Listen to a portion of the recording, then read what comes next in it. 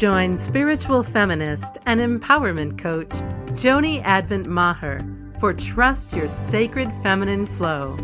Listen in for intimate conversations about money, transformation, and feminine sovereignty. And now, your host, Joni Advent Maher. Welcome to Trust Your Sacred Feminine Flow. I'm your host, Joni Advent Maher, spiritual midwife, mystic, and transformational guide. Today, I want to talk to you about faith.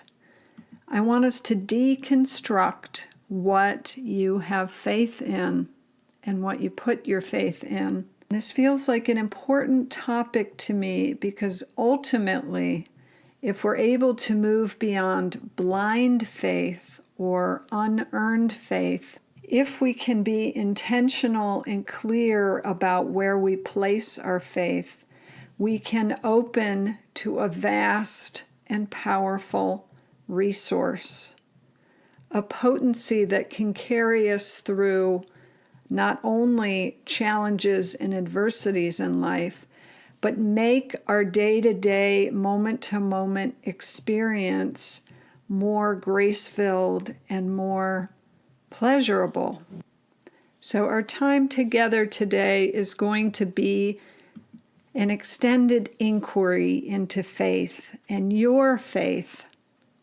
So I want you to first consider, who are the people that you put your faith in? What are the qualities that enable you to put that faith in them and their presence in your lives? And when you think about those people, if you bring someone to mind in this moment, I want you to notice how it feels in your body, just to think about them. Notice any shifts that might occur. Also, do you have faith in yourself? Do you have faith in your abilities? Do you have faith in your capacities? Do you have faith in your vision? Do you have faith in your heart and soul's longings? And how do you see that faith, or if it's lacking, how do you see the doubt showing up in your life and your experience? Do you feel free to pursue your heart and soul's desires? Do you feel freed up and capable of creating your visions in the world? Is that something that you take action on regularly, or do you feel stalled out? Consequently, if you consider the big question of faith, the ultimate question of faith, what is it you believe? What do you have faith in, and what do you call it? Perhaps it's one of the many names for God or the goddess. Perhaps it's the universe or life or the great mystery. As you consider that, I want you to just pause for a moment, take a breath, and imagine that you can feel the immediacy of whatever that is, whether it's present within you through each breath, or whether it's enveloping you or holding you. Just for a moment, bring your awareness to that immediacy of that larger essential that you put your faith in. And again, I want you to notice how it feels in your body to be connected to that, to be related to that, to be imbued with that.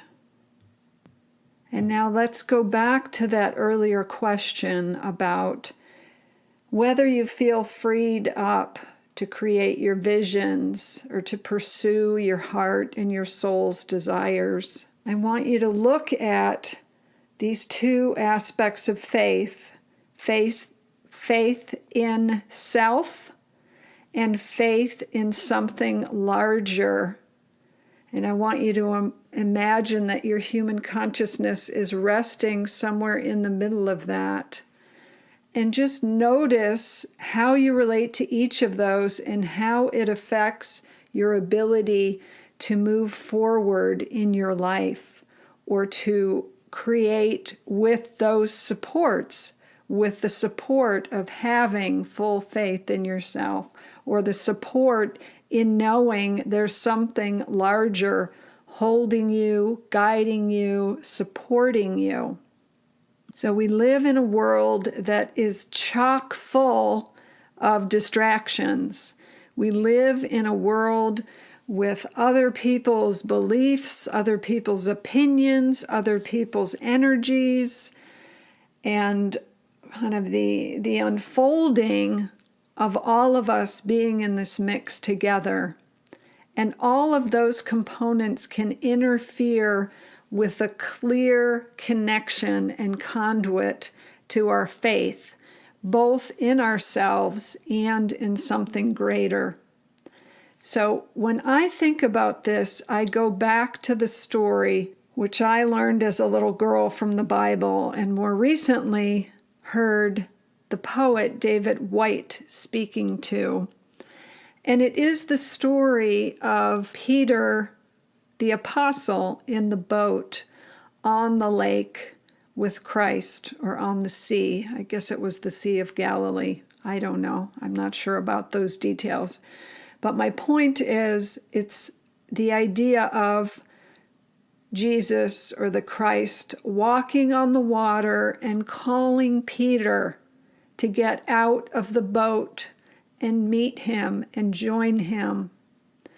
And Peter has lots of struggle around that, and then does ultimately get out of the boat and begins walking across the water until he gets pulled out of his faith. He gets distracted and pulled into the fear, and then begins to sink. And I believe there is some exchange that is something to the extent of stay focused on me, that Jesus or Christ relays to him, and then he is then able to walk on the water again.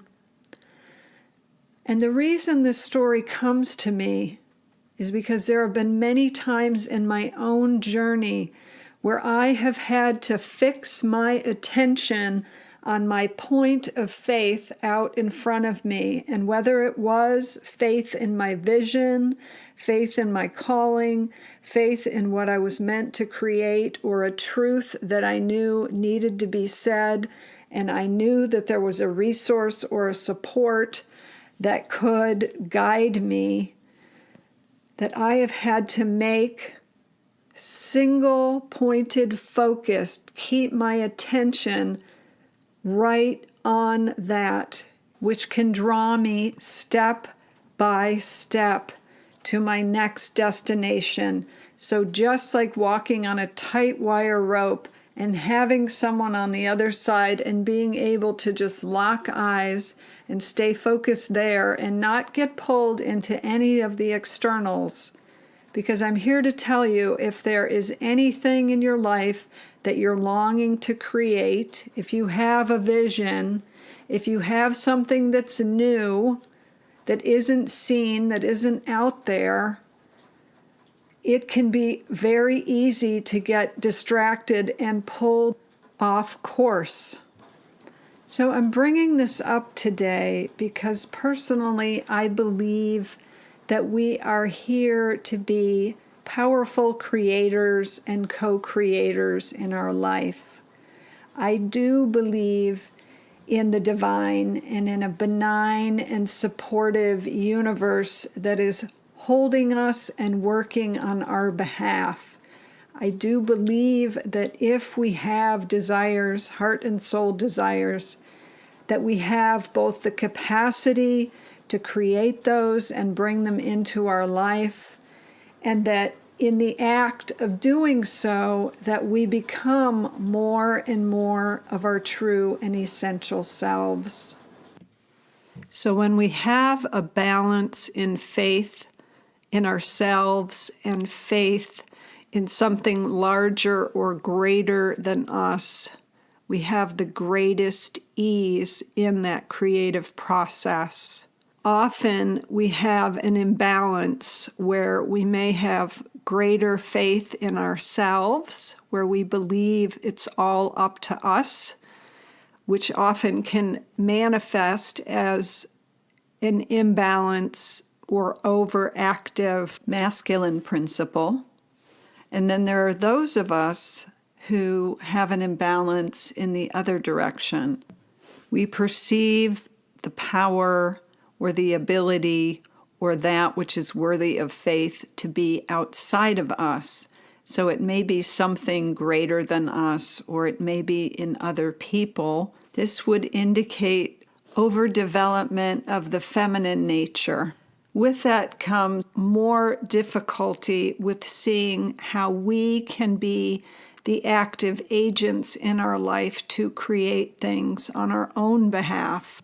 So if you find that's your situation, I recommend taking steps and taking action to stretch yourself or to risk or to step out of your comfort zone in terms of cultivating new skills or capacities.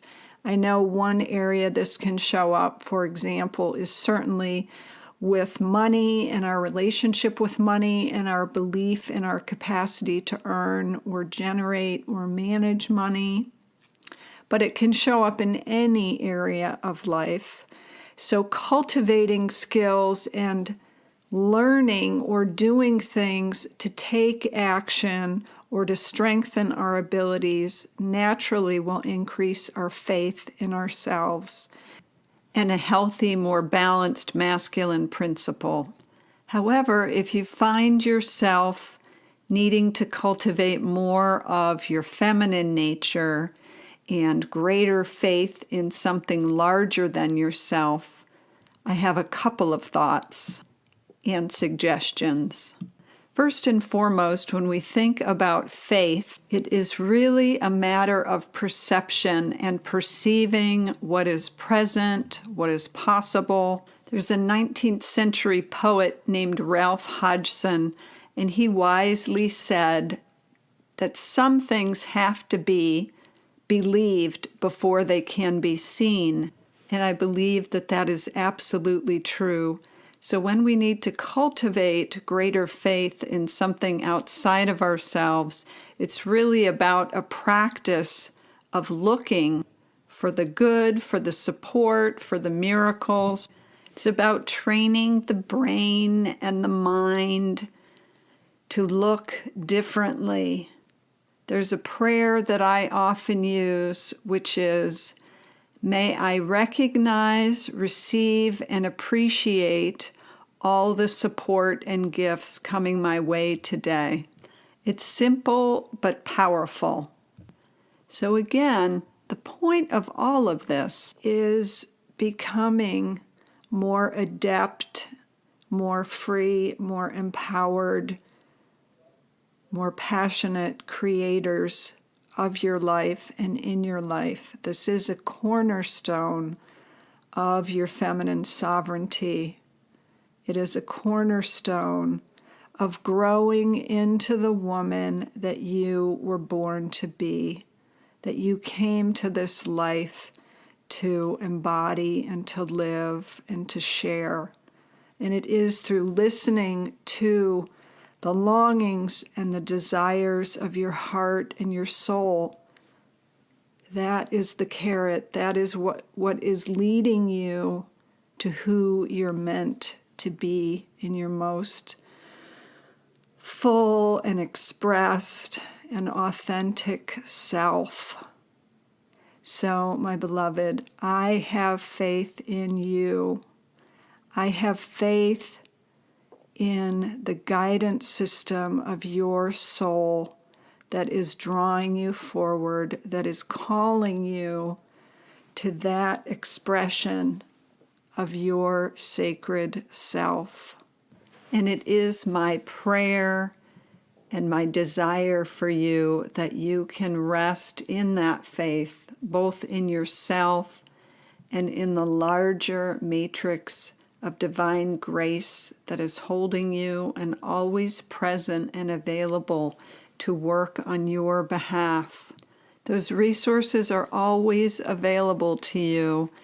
And just like our physical bodies need food and rest and water, our spiritual bodies need faith. As we bring this to a close, I want to invite you to my next New Moon Circle. This is the place where I share those practices that ground me in that deep resource of faith. It's a virtual gathering via Zoom technology where we gather together to come back to ourselves, remember our true nature, and again root deeply into the ultimate source of our well-being. You can find out when the next circle is happening at newmooncircle.com. And until next time, beloved, always trust what your heart knows. Thanks for listening to Trust Your Sacred Feminine Flow with Joni Advent Maher. If you like what you heard, the best compliment you can give us is to share our podcast with a friend and subscribe, rate, and review our podcast at iTunes.